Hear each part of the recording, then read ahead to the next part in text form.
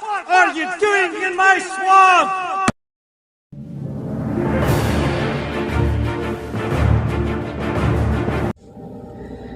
Hello everybody, this is Ogre Boy, and I'm going to be doing my review for the 2004 movie Spider-Man 2.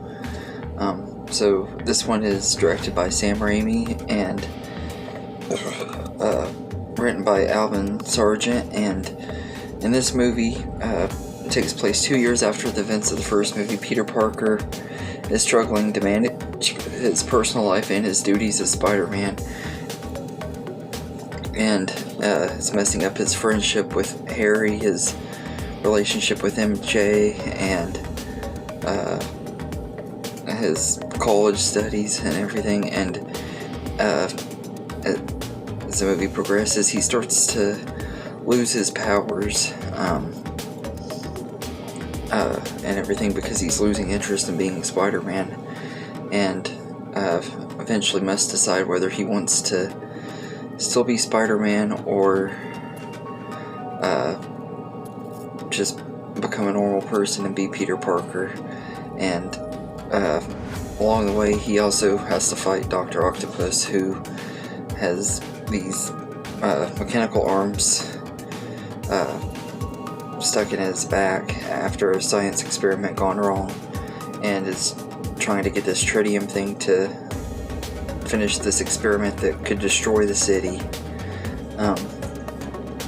But this is a really, really great movie. It's one of my favorite movies in general, and it's my favorite comic book movie of all time. And it's just a really, really great story. I love like the struggle that Peter is going through. Like, it makes him even more relatable now as an adult.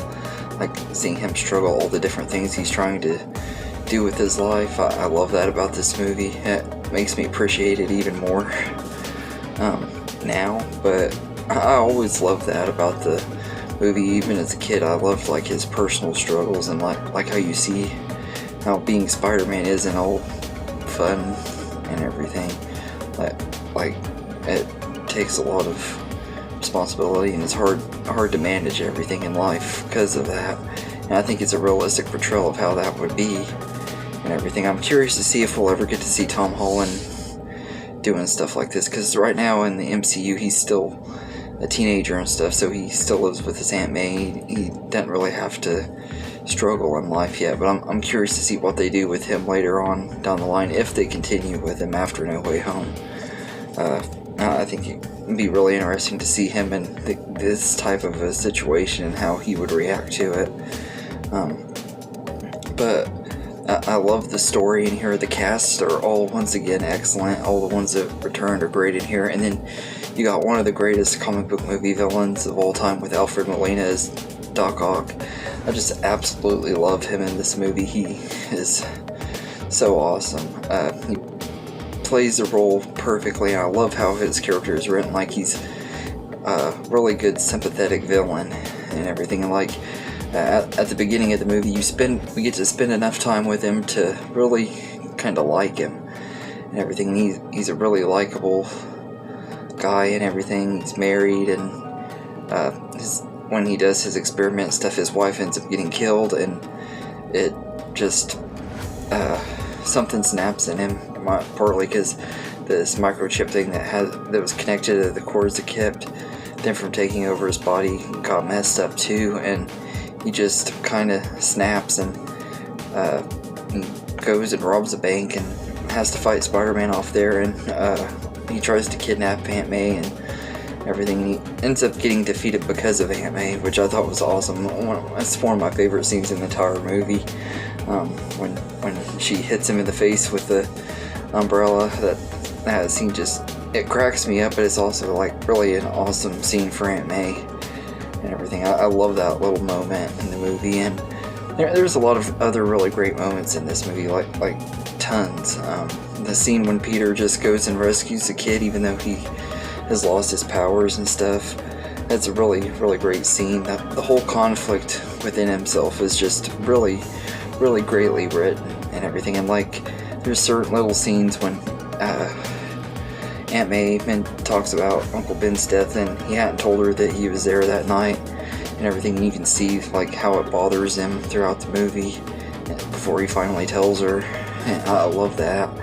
And like I said, there's little subtle moments. And Tobey Maguire is just absolutely perfect in this movie. He was really, really great in here. I loved him in the first one, and I love him in the third one, even though the third one isn't as good as these two. I still loved him in that one as well, partially because he's a lot more humorous in that one, whether it was intentional or not. But I loved him in this movie. He does a really, really great job in here, and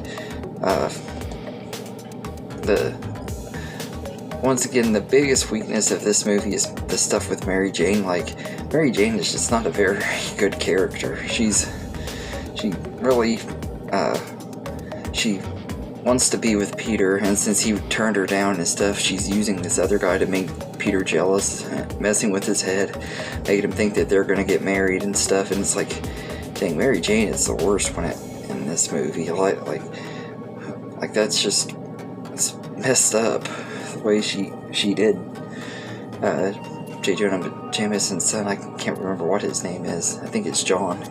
But the way she did him was just really dirty, and everything. And I love the stuff with Harry too. Like Harry is still holding a grudge on Peter.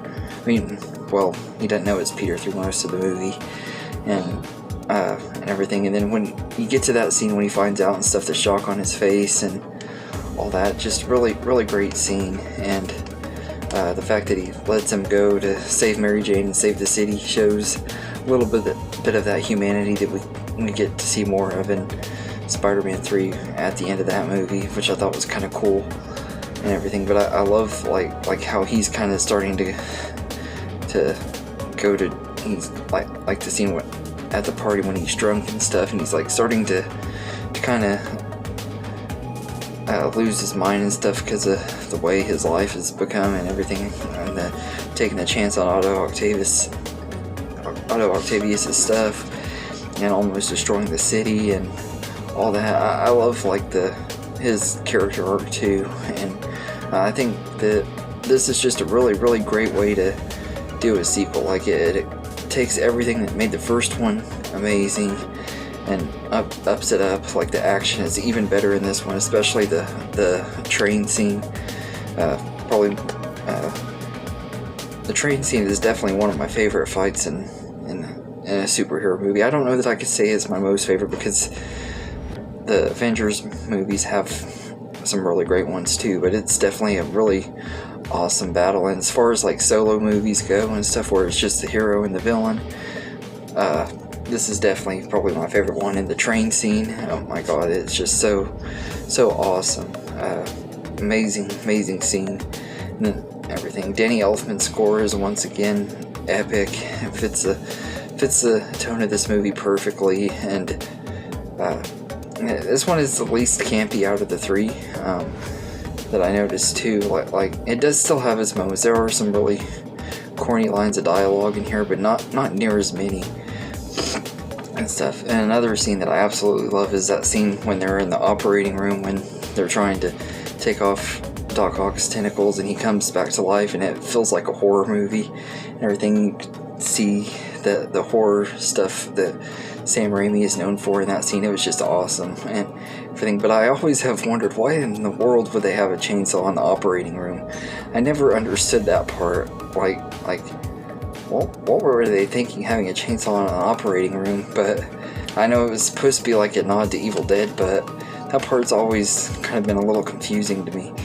But yeah, I love this movie, and there's not much else I can say about it that I haven't already said before in the past. It's just such a great movie, and every time I watch it I love it a little bit more. I prefer the special edition that's called Spider-Man 2.1. That's like a director's cut that has like 8 minutes of added scenes, but I had to watch the theatrical version this time because I recently got the unrated version on Blu-ray, and that copy ended up not working, so I'm going to have to get a new copy of the special edition one. But I don't mind watching the regular version too. Either version is perfectly fine with me. They're both, either way, it's still a perfect movie and everything. And just like with the first Spider-Man, I give this one a 10 out of 10. And if I could, I'd give it 11 out of 10. It's just such a great movie and everything. So, yeah, so, anyway, let me know in the comments what you think of Spider-Man 2, and, do you think it holds up as one of the greatest comic book movies of all time? Do you think it's, overrated? Do you think it's underrated? What do you think about it? And I hope you enjoyed this video, and have a good day, everybody.